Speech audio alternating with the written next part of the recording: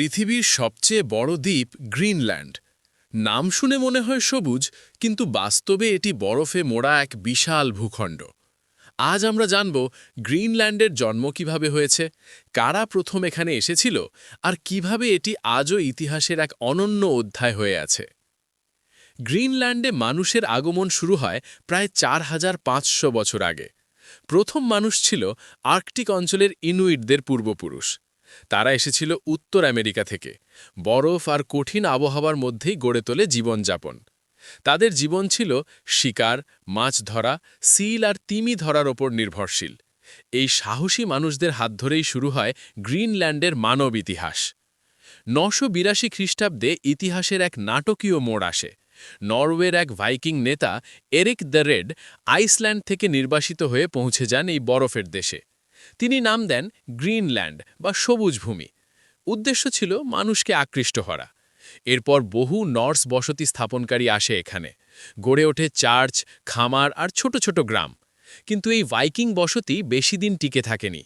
১৪-১৫ শতকে হঠাৎ করেই তারা অদৃশ্য হয়ে যায় ইতিহাস থেকে। কারণ হিসেবে ধরা হয় তীব্র ঠান্ডা ও বরফ যুগ, খাদ্যের অভাব, ইউরোপের সঙ্গে যোগাযোগ বিচ্ছিন্ন হওয়া, ইনুইটদের সঙ্গে সংঘর্ষ। আজও এটি গ্রিনল্যান্ডের বড় রহস্য, ভাইকিংরা ঠিক কিভাবে হারিয়ে গেল। ভাইকিংদের পরে গ্রিনল্যান্ডে টিকে থাকে ইনুইট জনগোষ্ঠী। তারা প্রকৃতির সঙ্গে যুদ্ধ না করে প্রকৃতির সঙ্গে মিলেই জীবন গড়ে তোলে। তাদের উদ্ভাবন, কায়াক নৌকা, হারপুন, পশমের পোশাক সবই ছিল বেঁচে থাকার কৌশল। আজও গ্রিনল্যান্ডের সংস্কৃতির মূল শক্তি এই ইনুইটরা। ১৭২১ সালে ড্যানিশ মিশনারি হ্যান্স এগেদে গ্রিনল্যান্ডে আবার ইউরোপীয় উপস্থিতি ফিরিয়ে আনেন। ধীরে ধীরে গ্রিনল্যান্ড চলে যায় ডেনমার্কের নিয়ন্ত্রণে।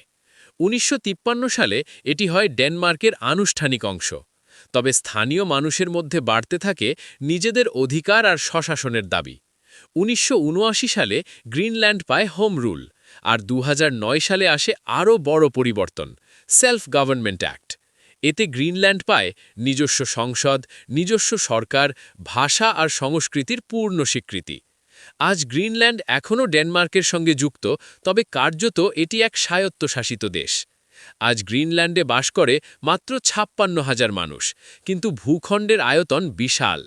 অর্থনীতি নির্ভর করে মাছ ধরা, পর্যটন, খনিজ সম্পদ। বিশেষ করে বরফ গলার সঙ্গে সঙ্গে এখানে পাওয়া যাচ্ছে নতুন প্রাকৃতিক সম্পদ, যা বিশ্ব রাজনীতিতে গ্রিনল্যান্ডকে করেছে গুরুত্বপূর্ণ। গ্রিনল্যান্ড এখন শুধু ইতিহাস নয়, এটি হয়ে উঠেছে ক্লাইমেট চেঞ্জের প্রতীক। প্রতি বছর গলছে হাজার হাজার টন বরফ। এতে সমুদ্রপৃষ্ঠের উচ্চতা বাড়ছে, বিশ্বজুড়ে উপকূলীয় অঞ্চল হুমকিতে পড়ছে। গ্রিনল্যান্ডের বরফ মানে পৃথিবীর ভবিষ্যৎ। আপনি যদি ইতিহাস আর বিজ্ঞান রহস্যের ভিডিও ভালো লাগে, তাহলে শিখন টিউব চ্যানেলটি সাবস্ক্রাইব করুন। ভিডিওতে ভালো লাগলে লাইক দিন আর কমেন্টে জানান পরের পর্বে কোন দেশের ইতিহাস শুনতে চান।